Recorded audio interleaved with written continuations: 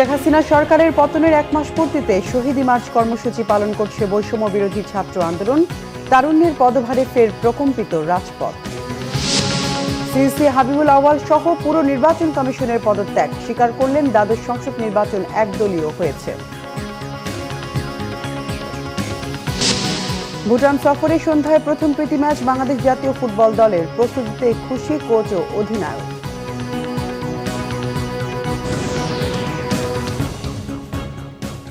দেখছিলেন crown cement সংবাদ শিরোনাম, এবার বিস্তারিত সংবাদ।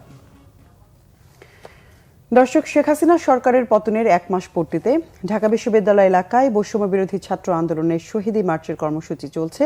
খবর সংগ্রহে সেখানে আছেন আমাদের সিনিয়র রিপোর্টার মহিবুল্লাহ। মুহিব সরাসরি যোগ দিচ্ছে তার সাথে। মুহিব, শহীদি মার্চে ছাত্র জনতার ঢল, এখন কি অবস্থার সমন্বয়ক বা সংগঠকরা কি বলছেন? যেবা এই মুহূর্তে আমি রাজু ভাস্কর্যের পাদদেশে রয়েছি। ইতিমধ্যেই কিন্তু শহীদি মার্চ শুরু হয়ে গেছে। আপনাকে একটি বিষয় জানিয়ে রাখি যে এই শহীদি মার্চ এটি শাহবাগ হয়ে সায়েন্স ল্যাব প্রদক্ষিণ করে, বিশেষ করে ধানমন্ডি হয়ে এটি জাতীয় সংসদ ভবন হয়ে ফার্মগেট অতিক্রম করবে। তো ইতিমধ্যেই কিন্তু ঢাকা বিশ্ববিদ্যালয়ের বিভিন্ন হলের শিক্ষার্থী সহ বিশেষ করে বৈষম্য বিরোধী ছাত্র আন্দোলনের নেতা এবং কর্মী যারা রয়েছেন তারা সবাই কিন্তু এই শহীদি মার্চে অংশগ্রহণ করেছেন। শুধু ঢাকা বিশ্ববিদ্যালয় নয়, এই শহীদি মার্চে অংশগ্রহণ করেছেন বিভিন্ন স্কুল কলেজ সহ ঢাকার যেসব শিক্ষা প্রতিষ্ঠান রয়েছেন সেই শিক্ষা প্রতিষ্ঠানের শিক্ষার্থীরাও কিন্তু এই শহীদি মার্চে অংশগ্রহণ করেছে। শুধু তাই নয়, আমরা অভিভাবকদেরও স্বতঃস্ফূর্ত অংশগ্রহণ দেখছি। শিশু, বৃদ্ধ, এমনকি মাদ্রাসার শিক্ষার্থীও কিন্তু এই শহীদি মার্চে অংশগ্রহণ করেছে। আমরা শিক্ষার্থীদের সঙ্গে কথা বলে যেটি জেনেছি, 1 মাস আগে যেই গণঅভ্যুত্থানের মধ্য দিয়ে স্বৈরাচার শেখ হাসিনার পতন ঘটেছিল, ছাত্র আন্দোলনের মধ্য দিয়ে বেশ হাজার খানেক শিক্ষার্থীদের এবং ছাত্র জনতার প্রাণের বিনিময়ে যেই সাফল্য এসেছিল, বিশেষ করে গণঅভ্যুত্থানে বিজয়ের পর শেখ হাসিনার পলায়ন করা এবং তারপরে এক নতুন বাংলাদেশ, সেই বাংলাদেশ বিনির্মাণে বিশেষ করে দুর্নীতি, অনিয়ম, দুঃশাসন এবং সর্বক্ষেত্রে অব্যাহত রাখতে পারে, সেটি কিন্তু এই শহীদি মার্চের মূলত তাদের প্রধান এবং মূল প্রতিপাদ্য। বিশেষ করে আমরা শিক্ষার্থীদের সঙ্গে কথা বলেছি, মূল প্রতিপাদ্য বিশেষ করে আমরা বলছেন যে গত 15 বছর ধরে যেই দুর্নীতি, দুঃশাসন এবং গণতন্ত্রহীনতা চলেছে সেটিকে অবসান ঘটিয়ে যেই রক্তের বিনিময়ে যেই বিজয় অর্জন হয়েছে, সেই বিজয় ধরে রাখতে এই ছাত্র আন্দোলন এবং বৈষম্য বিরোধী যেই আন্দোলন সেটিকে অব্যাহত রাখার প্রত্যয় জানিয়েছে শিক্ষার্থীরা। তো আমরা এই শহীদি মার্চে রয়েছি। এই শহীদি মার্চ শেষে বিশেষ করে বৈষম্য বিরোধী ছাত্র আন্দোলনের নেতারা বক্তব্য রাখার কথা রয়েছে। আমরা সেই বক্তব্যের মূল যেই তথ্য সেটি আপনাকে আবারও জানিয়ে দেব। যেবা এই ছিল আমার কাছে ঢাকা বিশ্ববিদ্যালয়ের টিএসসি এলাকা থেকে। ধন্যবাদ আপনাকে। শহীদি মার্চ যেহেতু চলছে, প্রয়োজনে আবারও যোগাযোগ করব। পদত্যাগ করেছেন সিইসি সহ 5 নির্বাচন কমিশনার। দুপুরে সংবাদ সম্মেলনে পদত্যাগের ঘোষণা দেন প্রধান নির্বাচন কমিশনার কাজী হাবিবুল আউয়াল। পদত্যাগ করা অন্য 4 নির্বাচন কমিশনার হলেন অবসরপ্রাপ্ত ব্রিগেডিয়ার জেনারেল আহসান হাবিব খান, বেগম রাশিদা সুলতানা, মোহাম্মদ আলমগীর ও আনিসুর রহমান। সংবাদ সম্মেলনে কাজী হাবিবুল আউয়াল বলেন, প্রতিটি সাধারণ নির্বাচন নির্দলীয় তত্ত্বাবধায়ক সরকারের অধীনে অনুষ্ঠিত হলে উদ্দেশ্য অর্জন আরও সুনিশ্চিত হতে পারে। দেশের পরিবর্তিত পরিস্থিতিতে পদত্যাগ করতে মনস্থির করার কথা জানান তিনি। বলেন, রাষ্ট্রপতির কাছে উপস্থাপনের জন্য নির্বাচন কমিশনের সচিবের কাছে আজই পদত্যাগপত্র দেবেন। এরপর সিইসি পদত্যাগপত্র সই করে নির্বাচন কমিশন সচিব শফিউল আজিমের হাতে তুলে দেন। সংবাদ সম্মেলন শেষে সাংবাদিকদের কোনো প্রশ্নের জবাব দেননি সিইসি।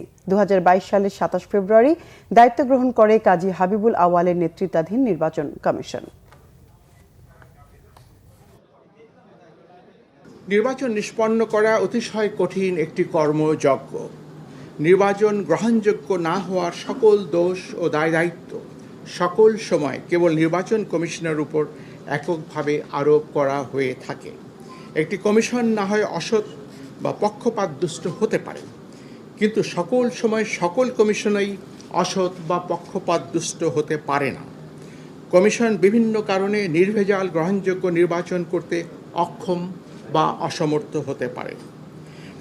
বিদ্যমান ব্যবস্থা আমাদের বিশ্বাস কেবল কমিশনের পুনর্বিন্যাসের মাধ্যমে অবাধ, নিরপেক্ষ, কালো টাকা ও পেশিশক্তি বিবর্জিত এবং প্রশাসন ও পুলিশের প্রভাবমুক্ত নির্বাচন নিশ্চিত করা যাবে না। নির্বাচন পদ্ধতিতে দুর্ভেদ্য মৌলিক সংস্কার প্রয়োজন হবে। ঢাকা সেনানিবাসে শিক্ষা ও নির্বাণে শ্রদ্ধা জানিয়েছেন অন্তর্বর্তীকালীন সরকারের প্রধান উপদেষ্টা ডক্টর মোহাম্মদ ইউনূস।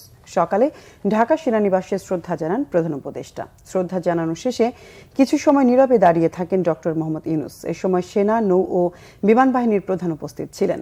পরে পরিদর্শন বইয়ে স্বাক্ষরও করেন প্রধান উপদেষ্টা। এরপর প্রথমবারের মতো সশস্ত্র বাহিনী বিভাগ পরিদর্শন করেন অন্তর্বর্তীকালীন সরকারের প্রধান উপদেষ্টা ডক্টর মোহাম্মদ ইউনূস। গত ৮ আগস্ট সরকার প্রধান হিসেবে শপথ নেওয়ার পর এই প্রথমবারের মতো সশস্ত্র বাহিনী বিভাগ পরিদর্শন করলেন তিনি। আন্তর্জাতিক প্রীতি ফুটবল। ভুটান সফরে আজ প্রথম প্রীতি ম্যাচ খেলবে বাংলাদেশ ফুটবল দল। প্রতিপক্ষ ভুটান জাতীয় দল। থিম্পুর চাংলিমিথাং স্টেডিয়ামে বাংলাদেশ সময় সন্ধ্যা ৬টায় শুরু হবে ম্যাচটি। রবিবার একই মাঠে দ্বিতীয় ও শেষ প্রীতি ম্যাচে মুখোমুখি হবে দুই দল। ৩ মাস পর আন্তর্জাতিক ম্যাচ খেলতে যাচ্ছে জামাল ভুঁইয়ারা। ফিফা উইন্ডোতে দুটি ম্যাচে তাদের প্রতিপক্ষ স্বাগতিক ভুটান। র্যাঙ্কিং উন্নতির জন্য ম্যাচ দুটিতে জয় গুরুত্বপূর্ণ বাংলাদেশের জন্য। থিম্পুতে অনুশীলনে শিষ্যদের প্রস্তুত করেছেন কোচ হাভিয়ের কাবরেরা। প্রস্তুতিতে কোনো ঘাটতি দেখছেন না অধিনায়ক জামাল ভুঁইয়া। তবে ভুটানকে নিয়ে বেশ সতর্ক JB6। পাল্টা আক্রমণে বেশ বিপজ্জনক দলটি। ভুটানের চেয়ে র্যাঙ্কিংয়ে 2 ধাপ পিছিয়ে বাংলাদেশ। 2016 সালে বাংলাদেশকে প্রায় একাই ধসিয়ে দিয়েছিলেন ভুটানি স্ট্রাইকার চেনচো গেইলেমস্তেন। এবারও তিনি আছেন প্রতিপক্ষের আক্রমণ ভাগে। We haven't played our match for 3 months, and yes, we did camp, but we are not in the same stage as the Bhutan players. So I expect it's going to be very tough for us, and I expect it's going to be 2 good matches. I think everybody is ready. Of course, we need more match fitness, but otherwise than that, we had a good camp. We had some good practice sessions. So I think overall we are ready to face Bhutan. দর্শক, এ ছিল এখনকার মতো। পরের সংবাদ সন্ধ্যা 6টায়। এর আগে বিকেল 5টায় রয়েছে নিউজ টপ 10। দেখার আমন্ত্রণ রইল। এছাড়া বাংলাভিশন সংবাদ ও সংবাদ সংশ্লিষ্ট অনুষ্ঠান দেখতে ভিজিট করুন www.bvnews24.com ও facebook.com/banglavishnnews এবং সাবস্ক্রাইব করুন youtube.com/banglavishnnews। এতক্ষণ সঙ্গে থাকার ধন্যবাদ সবাই।